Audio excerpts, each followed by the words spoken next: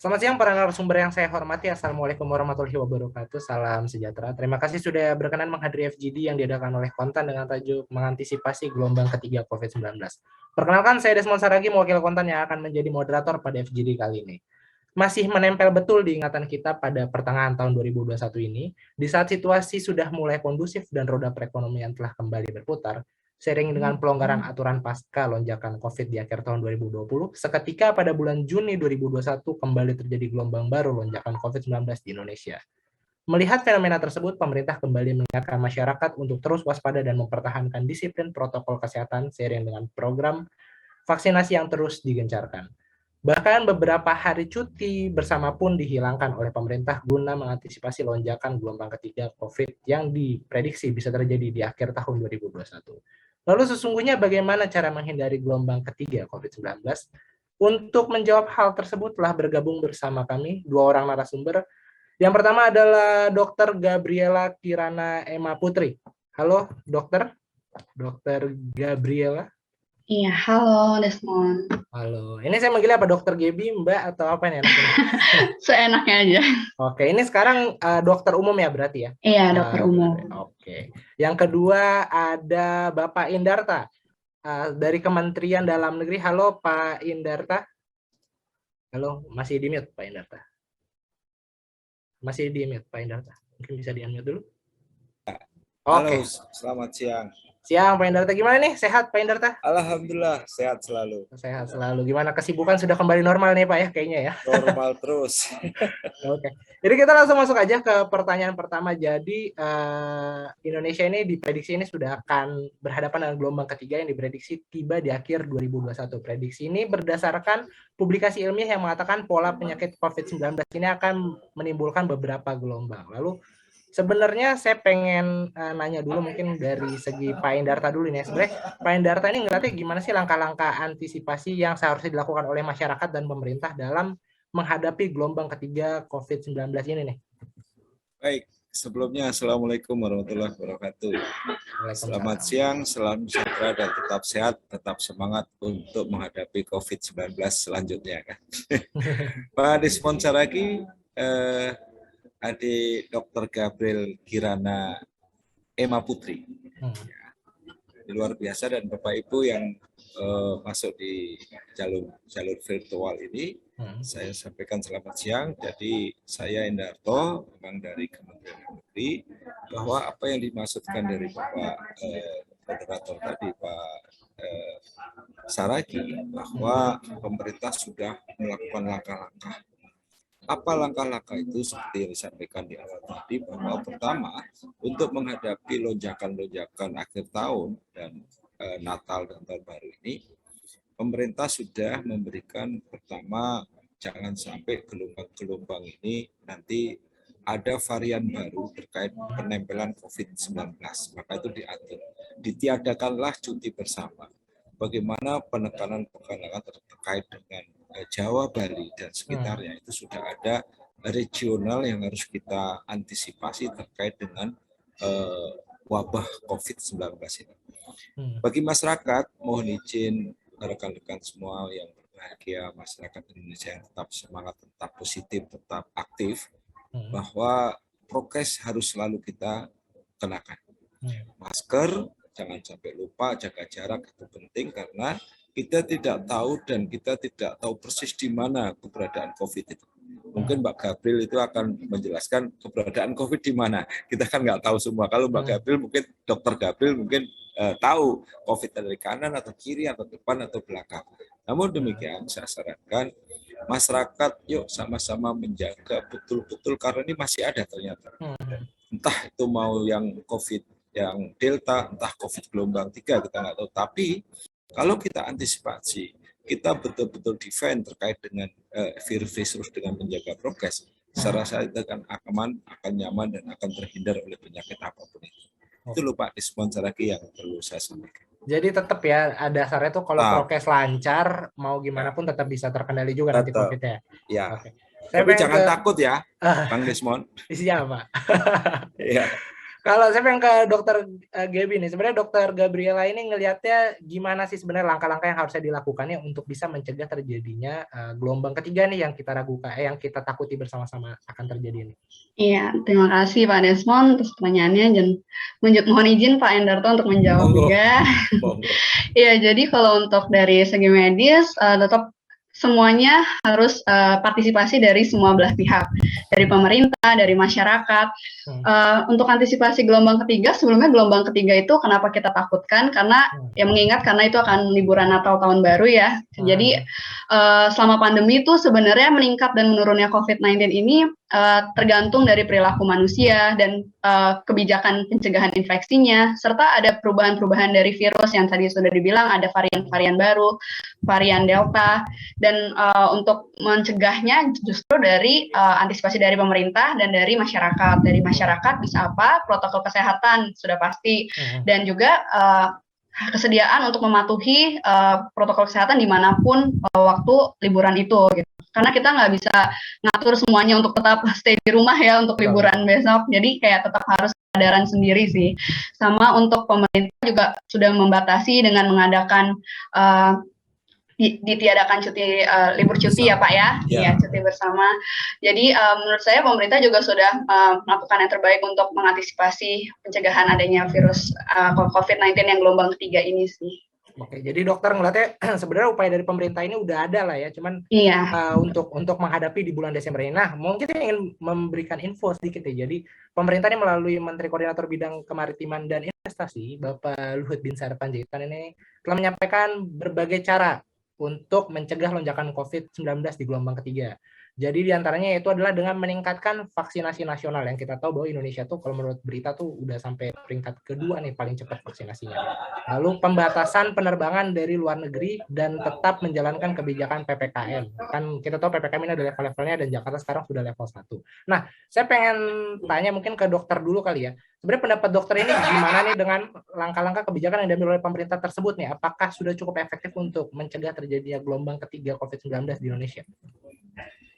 Oke, untuk pemerintah yang tadi sudah melakukan pencegahan seperti vaksinasi, meningkatkan vaksinasi dan membatasi penerbangan, menurut saya itu sudah cukup efektif ya, karena sudah ada beberapa penelitian juga yang meneliti efektivitas vaksin di Indonesia dan juga efektivitas kebijakan penanggulangan pandemi kemarin. Jadi yang PSBB, PPKM, dan situ dari penelitian tersebut juga udah terlihat bahwa penanggulangan COVID yang dilakukan pemerintah ini, yaitu PSBB dan PPKM ini, itu berpengaruh terhadap peningkatan kesembuhan yang lebih tinggi dibandingkan dampak terhadap peningkatan kasus dan kematian. Tapi nggak boleh dipungkiri juga penambahan kasus ini juga tetap bisa terjadi ya. Jadi meningkatkan kesembuhan yang lebih tinggi bukan berarti meningkatkan kasus kematiannya dan meningkatkan kasus COVID-nya juga lebih tinggi juga gitu. Tidak menutup kemungkinan. Jadi tetap menurut saya sudah efektif, tetap harus dibarengi dengan kerjasama dari pemerintah dan masyarakat. Oke, jadi angka kesembuhan yang naik juga belum tentu angka yang terjangkit ini akan turun juga, bisa jadi naik juga ya kalau prokesnya juga nggak ketat. Mungkin kalau dari Pak Endarta sendiri ngeliatnya gimana, kan Pak Endarta juga kan dari pemerintahan juga nih, ngeliat upaya-upaya yang dilakukan sama pemerintah ini apakah sudah tepat nih dengan PPKM berlevel kemarin juga dan sekarang program vaksinasi digenjot sama pemerintah habis-habisan dan juga ada ketentuan lah untuk luar negeri ini nggak semudah dulu gitu. Gimana nih Pak Endarto ngeliatnya? Gini Pak Desmond, Ibu Dokter Gabriel ya, saya sangat setuju dengan apa yang disampaikan Gabriel, tapi kita harus mengeseimbangkan terkait dengan kebutuhan dan keinginan. Makanya pemerintah itu tidak serta-merta membuat suatu kajian strategi untuk membuat sebuah kebijakan yang namanya COVID. Kita ketahui bersama, COVID sudah 2 tahun. Bagaimana keresahan masyarakat, bagaimana keterbelengguan masyarakat, bagaimana keterbatasan masyarakat. Ruang terbuka tertutup. Jadi ruang RTH sekarang sudah seperti itu. Mal-mal juga sudah seperti itu, pasar seperti itu ya. Maka pasar itu harus kita lihat. Maksudnya demand yang membuat sebuah pergerakan masyarakat yang sudah 2 tahun terbelenggu.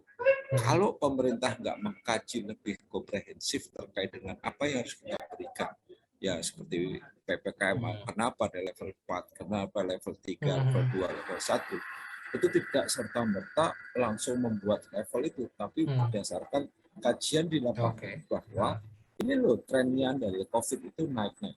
Tapi setelah diberikan level terkait dengan PPKM itu, kan di level 4 berapa drastis turunnya di DKI, tidak usah seluruh Indonesia, ya kan?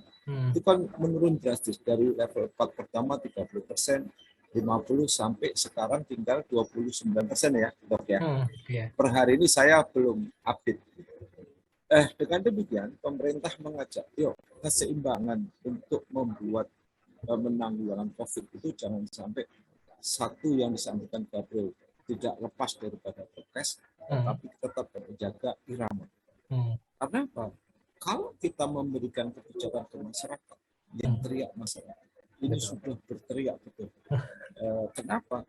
Yang anak kecil nggak bisa ke mall, udah teriak-teriak. Sekarang masuk mall sudah bagus sekali dengan adanya peduli lindungi dari Kemenkes untuk supaya menjaga varian-varian baru sekiranya itu masuk ke tempat-tempat ini. Nah, ini sudah ada proteksi. Nah, bagaimana dengan luar negeri? Pasti, karena kalau tidak ada kebijakan yang seimbang, maka contoh kasus, kalau kita ke Eropa, bagaimana ketatnya Eropa?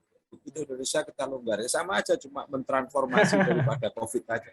Jadi sama-sama keseimbangan kita berikan. Kalau seandainya tujuh internasional yang memang sudah wabah internasional, kan kita tidak selalu bisa memberikan kebijakan, oh Indonesia harus A, Singapura bebas. Ternyata Singapura kan gila kemarin. Sebulan lalu meledak lagi ya, Dr. Gabriel ya. Sampai saya mau cukur rambut di Singapura ini. Cukur rambutnya di DPR saya. Di bawah pohon rindang. Jadi hal-hal itu pemerintah tidak serta-merta lagi menentukan itu melalui kajian yang sangat. Dan bagaimana sekarang Kementerian Dalam Negeri melalui Bapak Menteri sudah mensiarkan ke provinsi dan kabupaten untuk mengoptimalisasikan terkait dengan vaksin. Tidak itu aja, ABRI juga terlibat di dalam, ya kan, TNI Polri untuk mengajak bersama, mari vaksin untuk mencegah. Walaupun sebagian masyarakat belum terima, ya kita harus pelan-pelan untuk memberikan pengaruh dampak daripada vaksin itu apa. Nah, ini kan yang disiarkan dampak vaksin langsung mati, wah bahaya kan seperti itu. Ya pas kebetulan dia sakit, pasti sontek mati ya. Case-nya satu, tapi disiarkan medsos ke seluruh Indonesia, ya orang pada takut. Nah ini kami mengajak kita bersama masyarakat budiman dan baik ini, marilah kita jangan takut vaksin. Vaksin untuk mencegah itu betul-betul efisien, efektif. Jadi jangan sampai kita ada suatu berita yang namanya vaksin hanya mempercepat kematian kita, itu nggak ada. Hoax itu ya? Iya, itu tanya Dokter Gabriel, itu nggak ada ya. Ya, jadi itu dua sisi sudah kita lakukan, Pak Desmond dari pemerintah. Oke, jadi mungkin buat masyarakat juga nggak perlu ragu lah ya dengan program-program yang diambil oleh pemerintah. Udah gratis loh ini. Iya, karena juga kan semuanya ini memang ada hasil ujinya juga dan nggak serampangan lah Pak ya, istilahnya pengaplikasiannya juga nggak serampangan. Iya. Mungkin saya Dokter Gabriel. Nah ya, saya pengen nanya lebih detail mungkin ke Dokter Gabriel. Sebenarnya kan dengan tingkat vaksin yang sudah cukup tinggi ya di Indonesia, mungkin untuk vaksin kedua masih sekitar 35%. Nah, sebenarnya dengan tingkat vaksin yang seperti sekarang ini di Desember ini kira-kira gimana sih? Apakah masih kurang atau perlu digenjot lagi nih, Dokter Gabriel? Kalau nggak teh? Kalau untuk tingkat vaksin, melihat kayak sekarang sih udah lumayan digenjot lagi ya, karena kan sekarang baru lagi nih dibuka lagi vaksinasi untuk anak udah bisa. Jadi kayak hal itu lumayan upaya untuk mencegah gelombang ketiga juga sih menurut saya ya. Apalagi kan Natal tahun baru berkumpul, anak-anak juga udah vaksin kan, at least udah ada sistem imun. Menurut saya tetap harus digenjot lagi, di screening lagi siapa yang belum vaksin di pemerintah daerah dan dari semuanya harus tetap di screening sih supaya semuanya tetap dapat vaksin yang dosis kedua dan juga yang anak-anak dipastikan udah mulai bisa dapat vaksin. Gitu.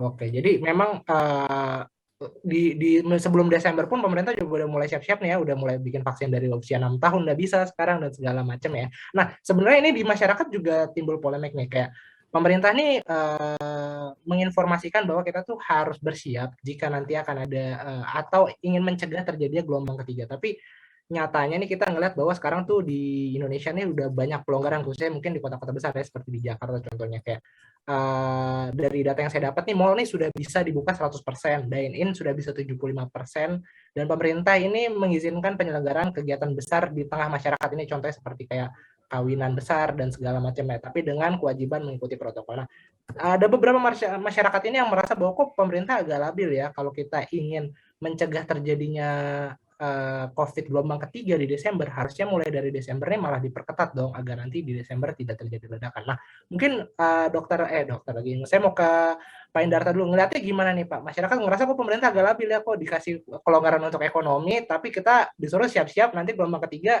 agar tidak terjadi nih, gimana nih ngeliatnya nih?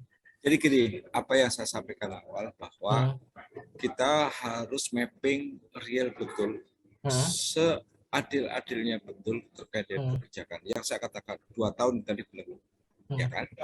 Bagaimana dampak daripada keterbelengguan itu? Satu, terkait dengan ekonomi. Kedua, mentalitas. Ketiga, bagaimana saluran hasrat kebahagiaan daripada masyarakat. Itu kan terhenti semua. Nah, makanya pemerintah dalam ini tidak serta-merta memberikan aturan-aturan yang mengenai COVID, tetapi kita keseimbangan. Nah, keseimbangan inilah yang penting. Bali bagaimana sekarang mendeklar bahwa siap menerima itu wisatawan dari asing. Ya udah deklar dengan aturan ABC. Ya. Nah, apa yang dimaksud itu? Begitu 2 tahun Bali di Gridor terkait dengan close up-nya pariwisata, PAD-nya habis, Mas. Baru itu lihat dari kenyataan PAD. Bagaimana masyarakat usaha? Di sana 60% usaha daripada itu adalah untuk pariwisata. Ya mati kabeh gitu. Nah, inilah keseimbangan kita. Buka tutupnya bukan mana literatur keinginan atau kebutuhan, tapi bagaimana sekuen dampak daripada aturan. Jangan sampai pemerintah membuat aturan, dampaknya itu meluas. Nah, kita sekarang bagaimana mengedepankan apa yang dimaksudkan Dr. Gabriel tadi. Yuk selalu jaga prokes. Boleh usaha, tapi prokes. Boleh usaha, tapi vaksin dulu. Dan itu kenyataan kok. Tapi kalau memang itu dibiarkan, pemerintah nggak intinya vaksin. Sekarang malah lebih besar lagi untuk ngedrop siapa yang belum vaksin. Dari provinsi A itu sudah kelihatan. Berapa kabupaten kota penduduknya itu sudah kelihatan. Berapa penduduk yang divaksin. Tadi Dr. Gabriel menyatakan usia dini sebelum 15 itu 12, 10, 11, 9 ya, itu sudah bisa divaksin. Ini menyatakan bahwa kepedulian pemerintah untuk benar-benar memprotek terkait dengan datangnya gelombang 3 atau COVID yang sudah ada. Alhamdulillah saya ini sudah tua ya Pak Desmond. Tapi dari awal adanya COVID karena saya menyadari diri harus proteksi dini, harus sehat, ya kita harus berjaga-jaga. Iya. Kita contoh yang baik. Kalau namanya nyawa itu urusan Tuhan. Ya, tapi betul. Kalau namanya sehat urusan dokter. Urusan Tuhan. Jadi intinya ada beberapa hal yang ini harus kita selaraskan. Selama kebijakan tidak ada keselarasan, maka itu akan dampaknya luar biasa ke masyarakat. Karena ini sejatinya kita itu sebagai pejabat kan pelayan dan pelindung daripada masyarakat. Kewajiban pemerintah sudah memberikan yang terbaik, tapi ada ini sebagian ya Pak Desmond, sebagian masyarakat yang belum bisa menerima apa yang menjadi kebijakan yang aturan ini kita sampaikan ke masyarakat. Mungkin nanti Dr. Gabriel juga bisa mensuarakan di puskesmasnya atau di tempat apanya, saya nggak tahu nih Dr. Gabriel ini, supaya nanti sama-sama menciarkan yang baik, toh kita nggak menyiarkan yang jelek dan yang jahat. Kan itu ya Dr. Gabriel ya. Pro kontra mah pasti ada ya Pak Indarta ya. Pasti kebijakan nggak bisa harus satu jalan, pasti 2 arah. Iya. Kalau Dokter Gabriel gimana ngeliatnya nih, kan masyarakat juga ada yang anggap ya, kok pemerintah agak labil ya, kita disuruh hati-hati dengan gelombang ketiga, tapi malah dikasih kelonggaran nih buat ekonomi dan segala macam. Gimana nih Dokter Gabriel ngeliatnya? Menurut saya sama sih kayak Pak Endarto ya. Semuanya itu pasti dipertimbangkan dengan baik sih oleh pemerintah juga. Dengan kayak gini kan juga pemerintah juga melihat dari segi yang lain, bukan hanya dari segi kesehatan saja, misalnya dari ekonomi yang sudah tadi dibilang, yang di Bali aja kebanyakan dari sana kan bisnisnya untuk wisatawan gitu kan. Jadi kayak menurut saya emang gimana ya, pemerintah sudah memberikan yang terbaik, tinggal kitanya juga untuk melakukan yang terbaik gitu. Jadi kayak, dan menurut saya sih nanti untuk per Natal tahun baru juga pasti tetap harus dijaga ketat, memastikan pelonggaran aktivitas itu tetap harus dilihat, dikendalikan dengan di lapangan yang ketat. Jadi tetap harus ada pengawasan. Nah, semuanya itu tetap harus seimbang antara pengawasan, antara pengendalian diri dan juga ekonomi yang terus harus tetap berjalan. Kalau enggak, kapan memulai untuk normal lagi gitu? Setuju.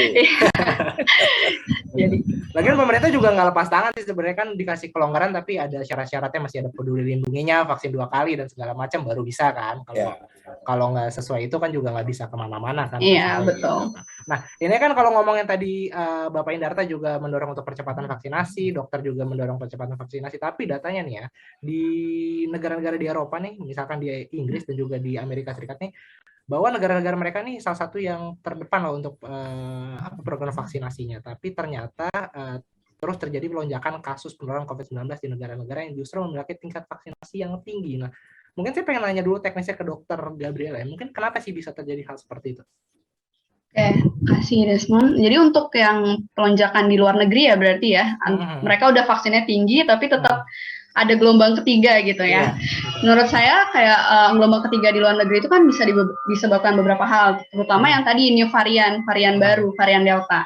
Nah, dari lonjakan di luar negeri ini juga kita bisa belajar bahwa memungkinkan adanya varian baru yang bisa masuk ke Indonesia gitu. Kita udah lihat kan ada beberapa varian yang ada di luar negeri tapi belum ada di kita.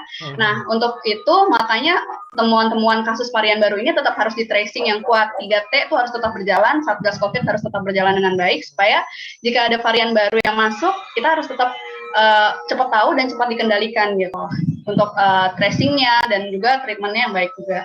Kan yang dari luar negeri juga kita lihat yang misalnya kayak di US ya, di US tuh negara kan juga pas Juli 2021 tuh varian Delta mulai masuk ke dalam US. Jadi yang akhirnya membuat naik lagi, padahal udah turun nih gara-gara vaksin yang udah mulai digencarkan di US.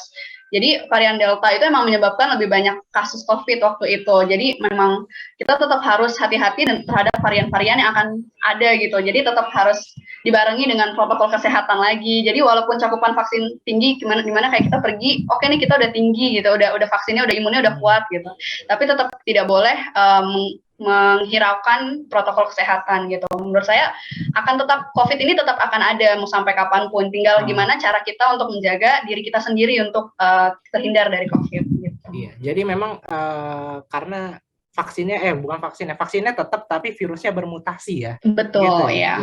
Jadi itu yang bikin lebih gampang tertular. Yang Pak Indarta mau nambahin nih, ngeliatnya gimana nih kok kasus di luar negeri malah naik nih. Begini, Pak Desmond, kita kan secara teknologi, secara pengetahuan jujur aja, kita kalah jauh dari luar negeri, ya kan? Intinya yang saya maksud itu kesadaran untuk sehat, ya kan?